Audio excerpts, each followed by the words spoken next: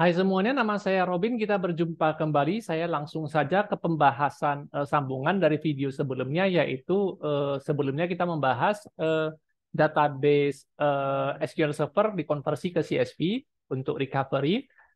Kali ini kita akan membahas yang sebaliknya, yaitu ya, yaitu kali ini kita membahas CSV ke database, tapi dalam hal ini ke database Microsoft Access ya. Oke, kemudian saya menggunakan bahasa program DLP dengan menggunakan RAD Studio. Ayo, langsung saja. Oke, saya sudah mempersiapkan sebuah database Microsoft Access ya di folder ini. DB jual beli MDB saya sudah siapkan. Kemudian saya sudah siapkan juga tabel barang di dalamnya yang terdapat persis seperti yang di video sebelumnya, yaitu kode, nama, jumlah, harga, dan tanggal catat. Oke, kita mulai saja. Nah, file CSV yang akan saya gunakan adalah file yang ini. File yang ini. Oke, sebenarnya separatornya tanda pipa. Oke, ingat kali ini saya menggunakan bahasa program Delphi ya. Oke, saya akan membuat VCL Form Application Delphi yang baru. Oke, nama form akan saya ganti. Tidak berbeda jauh dengan Visual Studio ya. Saya akan save dulu ke folder yang saya sediakan. Di RAD Studio memang penyimpanannya itu ya bukan karena Delphi-nya ya, penyimpanannya harus manual ya. Kita sendiri yang harus memberikan nama file form dan nama project-nya secara manual. Nama file form lalu nama project. Untuk nama file form dengan nama file nama form dengan nama file form itu tidak disarankan untuk sama kalau di Delphi ya. Di Visual Studio malah memang harus sama ya. Di sini harus berbeda malahan. Oke, nah setelah nama form disimpan, saya diminta simpan lagi nama project ya. Saya simpan dengan nama CSV to access yang versi Delphi. Oke, jadi judulnya nggak saya ganti, saya langsung ya. Di Delphi itu ada fitur di RAD Studio, ada fitur DBGo ya. Saya langsung search saja. Ada yang namanya Ado, ya Ado Connection. Saya akan butuh Ado Connection. Di Delphi lebih simpel sih. Nah, ada yang namanya Ado Connection, ada yang namanya Ado Table. Ado Table. Oke, jadi koneksinya ini bisa langsung otomatis ya kalau di Delphi ya. Enak juga sih si Delphi sebenarnya. Nah, Ado Connection-nya saya ganti dengan namanya dengan koneksi DB. Nah, kemudian Ado Table-nya akan saya ganti dengan nama name-nya TBL barang misalnya begitu. Nah, kalau kita mau konfigurasi manual, kita akan di coding create, form create. Tapi kalau kita mau konfigurasi secara visual, itu bisa langsung dari properties-nya. Contoh, login prompt-nya kita padamkan karena cukup mengganggu. Mohon memadamkan login prompt-nya supaya setiap kali kita jalankan, kita tidak lagi diminta password terus ya. Oke, kemudian kita build connection string-nya. Anda kalau ingat connection string-nya, Anda bisa ketik secara manual. Kalau Anda tidak ingat, Anda bisa tekan tombol ini, lalu kita build sendiri. Ini kelebihan RAD Studio dibanding dengan Visual Studio, di balik kekurangan lainnya tentunya ya. Nah, saya pilih Microsoft Jet oleh DB karena file database yang saya gunakan adalah MDB. Oke, next. Nah, pilih database-nya. Database-nya itu ada di folder up folder ya, di up folder ini. Open dulu. Nah, test connection-nya dulu. Oke, tidak ada masalah. Nah, kita oke kan. Nah, kalau mau cara manual, maka connection string yang di sini di copy aja. Nah, di copy aja connection string di sini, ya. Mau di oke, mau di cancel juga tidak masalah ya. Nah, kalau cara visual ini connected-nya dibuat true. Cara visual itu tabel barang itu bisa setel connection-nya ke koneksi DB. Nah, kemudian apa namanya table name langsung dipilih tabel barang. Nah, kalau mau cara yang visual ya. Tapi kalau mau cara yang manual dengan coding, maka connected-nya dibuat false, aktif juga dibuat false. Nah, kita pakai cara coding ya kali ini ya. Nah, koneksi DB titik connection string sama dengan titik dua sama dengan ya bahasa program yang satu ini titik dua sama dengan oke. Nah, menggunakan titik kutip satu ya. Kalau string menggunakan kutip satu agar tidak bentrok dengan file MDB yang asli. Jadi file MDB-nya ini saya akan copy ke dalam folder debug-nya. Saya akan copy ke dalam folder coba saya compile dulu. Oke. eh connection string and salah. connection string ya. Oke, jadi setelah saya kompilasi tadi, ini ada folder Win32. Nah, jadi MDB-nya saya harus letakkan di folder yang sama dengan folder exe-nya. Supaya di sini saya tidak perlu mencantumkan lagi foldernya. Karena saya sudah di folder yang sama, gitu ya. Oke, nah untuk membuktikan bahwa ini berhasil, barangkali kita panggil connection db titik active, bukan connected sama dengan true ya. Atau cara mudahnya adalah panggil koneksi db.open. Open ya. Oke, jadi seperti ini. Oke. Nah, selanjutnya kita urus data table-nya. Table barang titik connection-nya sama dengan titik 2 sama dengan koneksi db. Kemudian tabel barang ini itu table name-nya itu diarahkan ke dalam tipe string tabel barang tersebut, lalu kita panggil tabel barang active sama dengan true. Lalu kita jalankan, sepertinya tidak ada error. Tidak ada error, berarti koneksinya berhasil. Nah, lalu membuka file ini gimana? Nah, membuka file beda lagi caranya. Dari Visual Studio yang kita gunakan. Jadi, var f itu kita declare sebagai text file. Kita declare sebagai text file, lalu ada buffer. Buffer bertipe apa ya? String, ANSI string saja deh. ANSI string itu string yang isinya ASCII ya. Kalau string di sini nanti isinya Unicode ya. Bisa berbahasa negara yang lain ya, seperti Mandarin, Korea, Jepang, Arab, Rusia, Jerman, dan lain-lain gitu ya. Tapi saya hanya butuh ASCII code kok ya. Jadi saya pakai ANSI string saja. Kemudian beberapa hal lagi yang saya butuhkan adalah separator. Saya lupa membuat separator. Jadi konstanta separator bertipe char langsung sama dengan tanda pipa karena saya menggunakan tanda pipa. Oke. Ya. Nah, kita mulai membuka file, assign ya, assign file f dengan nama konversi barang .csv, kita assign. Oke. Lalu kita padamkan compilernya dulu untuk error, seperti perintah try gitu ya. Dipadamkan compilernya dulu, baru kita panggil reset. Jangan panggil rewrite. Kalau panggil rewrite, habis filenya, dibuat yang baru. Nah, di reset ya. Nah, baca semua dari file dan mungkin saya tampilkan dulu ke mana ya? Ke list box ya. Saya pinjam sebuah list box dulu. Saya akan pinjam sebuah list box dulu atau ya list box atau memo lah boleh. Nah, saya akan pinjam sebuah memo untuk membuktikan bahwa datanya berhasil dibaca aja sih. Oke. Nah, jadi ketika cara membacanya adalah selama file F belum end of file. Selama file F belum end of file, itu kita baca dan cetak ke layar. Cetak ke memo. Jadi kita baca dari file dengan cara read line dari F kepada buffer kita, lalu buffernya tambahkan ke memo 1 lines F buffer, kita lihat apakah terbaca. Oops, ada error ya. Oh iya, nama file saya lupa filenya ya, filenya lupa dimasukkan ke folder yang sama. File CSV-nya itu lupa dimasukkan di folder yang sama. Nah, untuk mencegah hal ini sih sebenarnya kita bisa pakai IO result ya. Nah, ini perlu kita if ya. If IO result dari open file itu 0, artinya sukses gitu. Oke.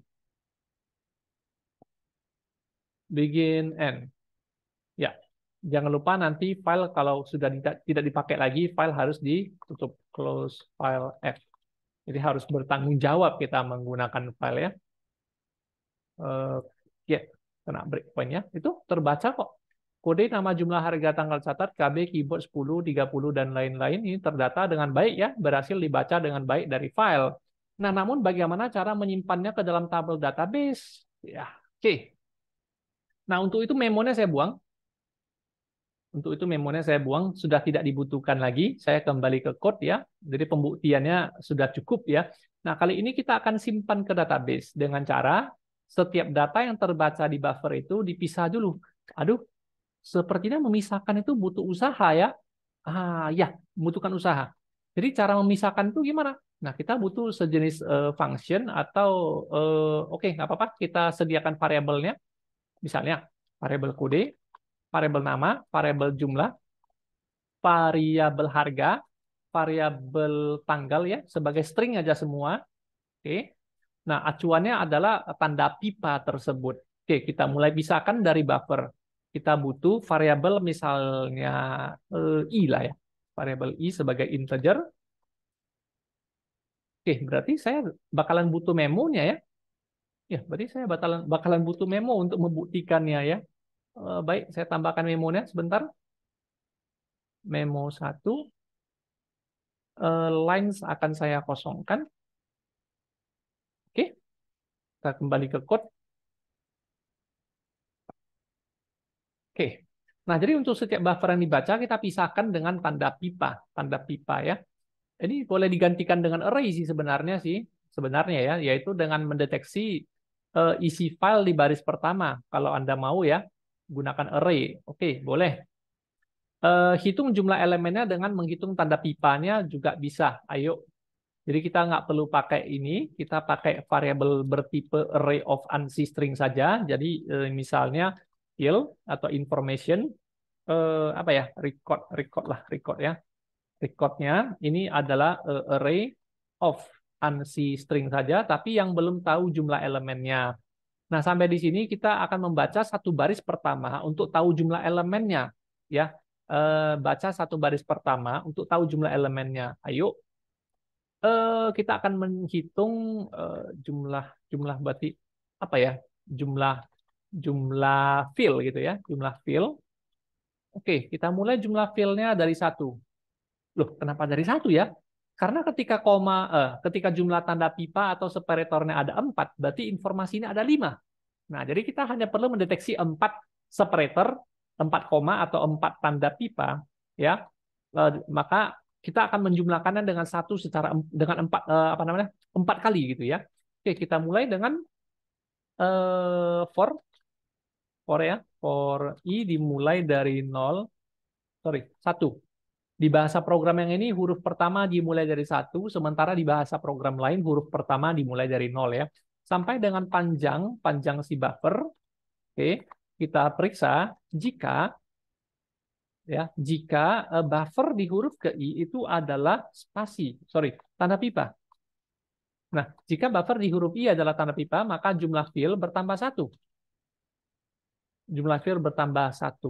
Oke, dengan cara demikian kita bisa mengatur jumlah elemen array untuk recordnya ya. Nah, atur panjang record sebanyak jumlah field. Oke. Nah, kita jalankan dulu, pastikan tidak ada runtime error. Oke, setelah itu kita coba membaca satu baris lalu pisahkan dengan program apa namanya ya, program kita. Oke, ayo. Nah, kita lakukan misalnya, saya bisa aja buat function sih, tapi takutnya teman-teman tidak mengerti, jadi saya buat dengan cara non-function. Jadi saya mulai dari variabel i, setelah saya baca satu baris dari data selanjutnya ini, setelah ini saya baca, saya dapat informasinya 5 informasi gitu ya. Nah, saya akan baca baris kedua, yang nantinya akan di looping. Oke, saya baca baris kedua. Nah, acuannya adalah tanda pipa atau habis. Tanda pipa atau habis. Oke, coba. Nah, kita mulai. Saya akan membutuhkan for i, for j, saya akan membutuhkan for i ya. For i dimulai dari 1 sampai dengan panjang buffernya juga. Oke. Yang kita lakukan adalah apakah buffer ke i ya adalah separator. Separator ya. Ini separator. Apakah buffer ke i adalah separator? Kalau buffer ke i adalah separator, maka tutup stringnya dan beres. Ya, tutup stringnya dan beres. Di mana cara menutup stringnya? Nah, saya akan butuh variabel j. Variabel j ya. Jadi elemen ke 0 daripada si record ini adalah untuk kode, elemen 1 untuk nama, karena array kan. Elemen 2 adalah jumlah, elemen ketiga adalah harga, elemen keempat adalah eh, tanggal. Gitu. Jadi ada 5 elemen, yaitu hitungannya 0 sampai 4. Nah, jika ketemu separator, maka ya Oke, jadi mungkin saya butuh buffer I, buffer J. Saya akan butuh variabel J ya. Saya akan butuh variabel J dimulai dari elemen array ke 0. Elemen array ke 0. Oke, nah jadi ketika nanti ketemu separator, maka itu J itu bertambah 1. Artinya, J bertambah 1. J bertambah 1. Kenapa? Karena bergeser ke elemen selanjutnya. Dari 0 ditambah 1 jadi 1. Elemen ke 0 berubah ke elemen 1. Elemen ke 1 berubah ke elemen 2 ya. Dan field di posisi baru tersebut harus dikosongkan dulu. Jangan ditempel-tempel aja. Rek ya, saya kasih rek. Sorry. Jadi record di posisi tersebut harus dikosongkan. Nah, tapi ketika yang kita temukan itu and begin. Nah, ketika yang kita temukan itu bukan separator, record. Nah, ketika yang kita temukan itu bukan separator, maka tempelkan record ke J sama dengan record ke J tambah dengan huruf tersebut. Tambah dengan huruf tersebut ya, yaitu buffer ke I. Jadi kalau ketemu separator, pindah ke informasi selanjutnya, J tambah 1. Tapi kalau tidak ketemu separator, maka sambung di belakangnya. Gitu ya. Nah, begitu juga yang terjadi dengan, ya kayaknya sepertinya ini aja. Sepertinya ini saja. Oke. Ada error, kita perbaiki. Dan separator. Buffer ke operator not applicable, buffer ke I, separator char. Bertipe char, buffer ke I, bertipe ANSI char ya. Mohon maaf. ANSI char ya, supaya sesuai. Masih belum bisa ya. Undeclared identifier separator. Array of ANSI string, buffer, ANSI string, separator, ANSI char. Separator. Oh iya. Ini ya.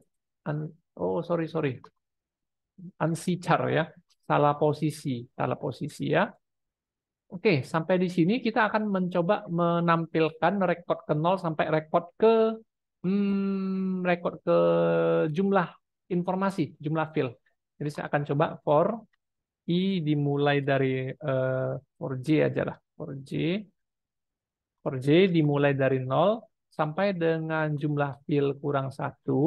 Kita akan tampilkan ke memo 1 lines add. Kita coba tampilkan apa yang kita peroleh record ke J. Kita coba tampilkan apa yang kita peroleh. Apakah berhasil dapat KB, keyboard 10, 30.000 dan tanggal, dan ternyata berhasil. Nah, kalau sudah berhasil mendapatkan informasi tersebut dengan dalam bentuk yang terpisah, maka tahap selanjutnya adalah simpan ke database.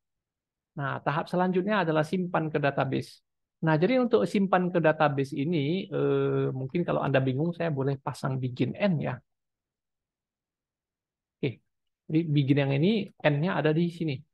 Oke, nah jadi kalau jadi saya ulangi lagi, diulangi, baca satu baris, pisahkan informasinya menjadi array gitu ya.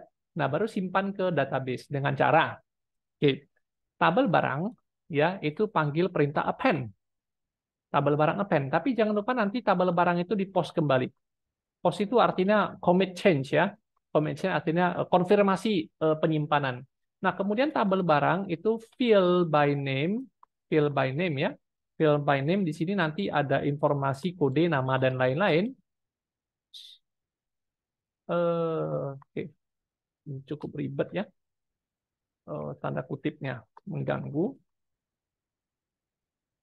Ada 5 field ya.